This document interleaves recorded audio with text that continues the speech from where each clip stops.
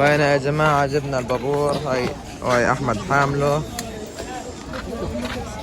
طبعا يا جماعة الخير، اليوم راح نجرب البابور معكم. احنا رايحين على المحطة نعبيه صلع. رايحين على المحطة هنا. هاي في دير البلح. متوجهين للمحطة وبدنا نعبيه صلاة. كيف البابور صنعه؟ طبعا هالبابور يعني الو اشي حديث، معمول له شبر ماي ومعمول له يعني شبر مش ماي، شبر صلع. شبر للصلاة. لا قصده هو في الأساس شبر مية بس مستخدم للصلاة. ولحسن حظنا ان المحطة قريبة من المحل. هنا بدنا نعبي فيه صلاة. تعال عود زمان احسن.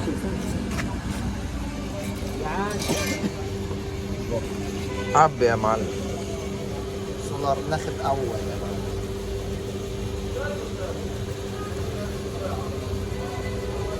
هدي بالراحة. بيجي فيه التريل صح؟ 150 جدير. الترين يعني الترين. والله قال لي هو قديش قال مصطفى الترين ولا الترين؟ لا الترين. طبعا هو اقل من اللترين بكاس حيكون. سكر الشبر.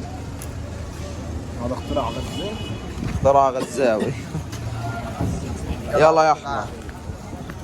هاي نعبينا البابور زي ما انتم شايفين وحنجربه معكم على الكاميرا. ايش يا احمد؟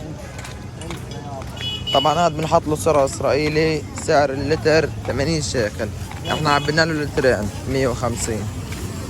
وكل اسبوع تقريبا بكون بده لترين صلاة حسب ما قالوا لنا اللي صنعوه. خلينا نجربه معه.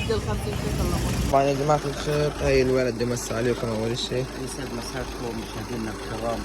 زي ما وعدناكم طبعا جبنا البابور هينا جمعناه. جبنا البابور ولازم نضغط له هواء من هون إلها كثير. واحنا قلنا بنضغط على السيارة على الكمبريسة خاصة إلها. وإن شاء الله رب يسهلها معنا وراح نجرب البابور معكم. بدك احنا ندخل هواء. بدير هنا من يبقى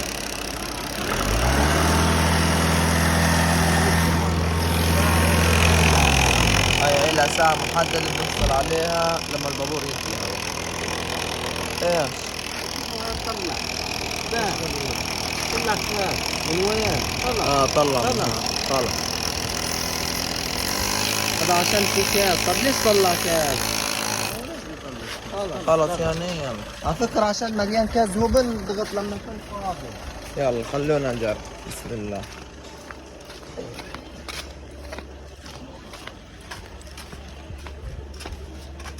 حلو يا تعالوا يا بنات، جبنا لكم البابور الجديد.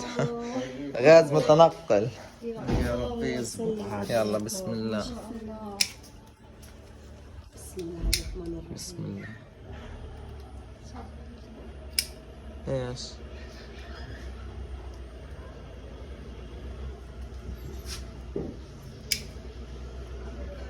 طيب يمكن بورقة أحسن. ورقة يمكن تنحط في الصحن. والله سلمي دفع حلو. شاري منفاخ؟ بس ما بتحبش هذا على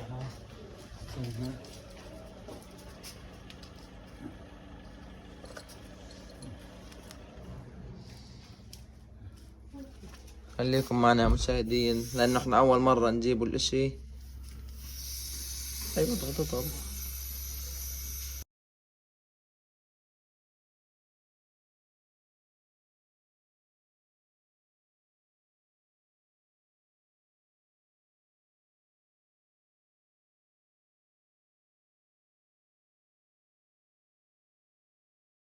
طبعا في المنظر السابق شفتوا إن جبنا بابور وفرحنا عليه كتير، بس للأسف ما زبط. هاي أبو غسان بيضحك.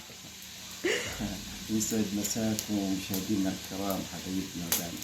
والله للأسف البابور تعبني كلفني ورايح جاي. تعب نفسيته والله مسكين مرض. اليوم آخر مرة قلت للرجال خذ البابور أنا بديش بابور، يا بدك تعطيني إياه شغال وكويس يا بديش بابور.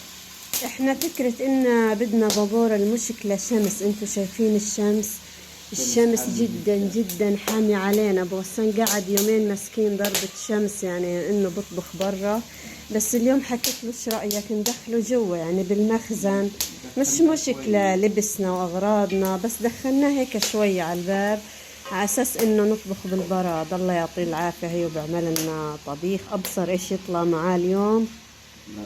والبابور بعوض الله ان شاء الله بيزبط يا ربي.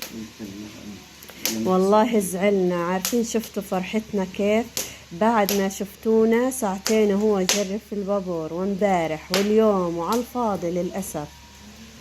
بس كيف هي الدخنة بتطلع برا صح؟ لا بس تفكك الخشب. خشب يلا مش مشكلة، يعطيك العافية. ما خلصت الغسيل بدي اشوف ابو غسان ايش بعمل. يا جماعة المنظر فوضى لحاله، شلنا الحصيرة مشكلة، هي مسكين لسه بيكلم أحمد جاي من شغل الله يعطيه العافية، هو محمد أكيد جعانين بدهم يتغدوا.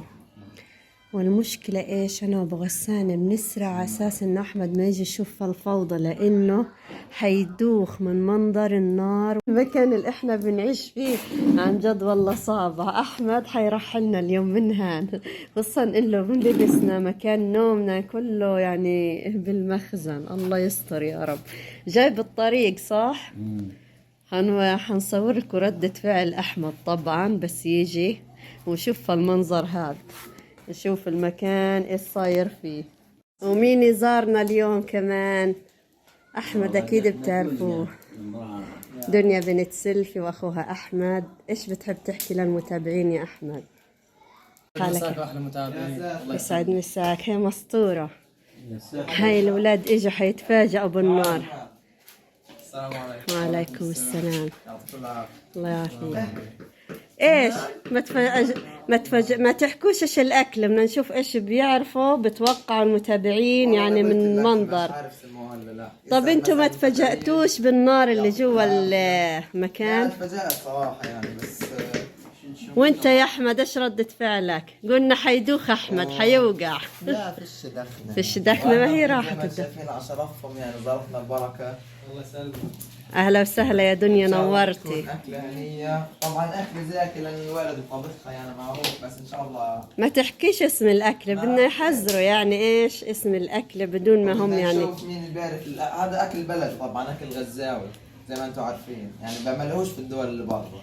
طب ايش وضع البابور، رحت شفته؟ خربان والله يا جماعة الخير، عملنا لكم فيديو، عملنا بابور جديد وقلنا نجربه. احنا ما عمرنا جربناه قبل هيك، بس قالوا لنا بيقتصد نار وعشان فيش غاز في غزة زي ما انتم عارفين، قلنا اوفر لنا من النار ومن تعب النار، بس للاسف ما زبطش معنا ورجعنا للي عمله، وهاي بده يشوف بده يصلحه او يمكن ما يزبطش. خلاص يلا فداك، وبنصير نطبخ جوا عادي يعني. وخليكم معنا لحتى تخلص الأكلة ونعرف تعرفوا اسمها يعني. هيك خلصت الأكلة، ويا ريت تحكوا لنا في الكومنت شو كانت طبختنا لليوم. أحمد تعبان، إيش رأيك يا أحمد؟ هيك شلنا برا يا متابعين والله. عشان المخزن دخنا والغسيل برا شمس يعني، يلا يكون شوي بدنا نمسح وننظف لسه. هاي الشاي اترك عجل. طبعا يا جماعة الشاي احنا عاملين استغلينا النار عشان نعمل شاي، طبعا بنحطه في الترمس عشان يضله محتفظ في الحرارة للعشاء. بضل بكرة أحيانا، بضل بكرة كمان. لا بكرة بكون دافي يا دوب. والله أنا بشرب أنا وجيهان عادي، بس أنت لا. تمام سكره كويس. بضل في البراد. نشوف محمد إيش بيعمل. يدوغ ماسك حمص الخبز. والله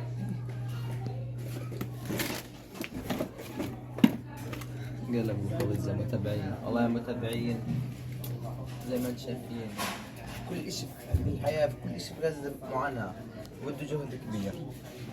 يعني احنا بتحميص الخبز هينا زي ما انتم شايفين مكتوب الشمس، وبرضه فوقنا غسيل وجنبنا حطب وكلها متر في متر يعني الممر.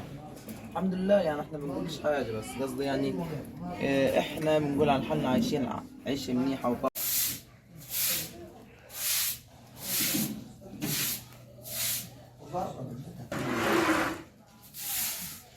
مراحل التنظيف. هو عليكم التنظيف، هو علينا. أنا شغلت شغل كتير، بعجن بغسل. بابا بطبخ واحنا بننظف، انت مش بتعملي الحصة. والله أنا بضل 24 ساعة يا أحمد واقفة. خلينا والله بدنا ندوق. هذه الطبخة الغزاوية الأصلية، هذه السمكية. هاي يا جماعة. هاي شايفين اشي رهيب. اهم مش الزيت. خلينا ندوق قدامكم يا متابعين. انا طبعا بعرف اقعد يا احمد. انا بعرف اقعد ارضي، والله يا ريت يكون ترجع طاولة الاكل. طاولة السفرة. والله اجى محترم للامانه يعني. أنت حكيتوا اسمها في الفيديو، حكينا إنهم بدنا تعليقات. أبوك حكى تعليقات المتابعين، مش مشكلة. هاي أبو غسان حكى لكم. طبعا احنا انا وجيهان بعد التعب واللي شفته والنار وتوليها داخل غرفة المعيشة مش قادرين طبعاً. ان ناكل. طلعناها هون. يعني هم هذا شافوا. غرفه نوم، غرفه توليع مكان نوم، الحصيرة. وغرفه ضيافه بنفس الوقت، ومطبخ، بس مطبخ بعيد شوي، يعني كله بنفس شد همتك وصلح لنا البابور اللي جبناه ببداية الفيديو وفرحنا عليه. عمره ما بزبط عن جد. عمره. فيش بعد الحطب، مش طاح وخلص. هيك يا متابعينا نصل لنهاية الفيديو، وزي ما انتم شفنا روتيننا اليومي، ويعني ان شاء الله بنقدر نصلح البابور يا رب. بنجرب لكم توليعه على اول مرة، تمام؟ بتمنى منكم ما تقصروا معنا، مربي شنب وسكسوك. بتمنى منكم ما تقصروا معنا في التعليقات وفي الدعم وفي اللايكات، واللي مش مشترك في القناة لا ينسى يشترك وفعل زر الجرس لحتى يصلوا كل شيء جديد. يعطيكم العافية.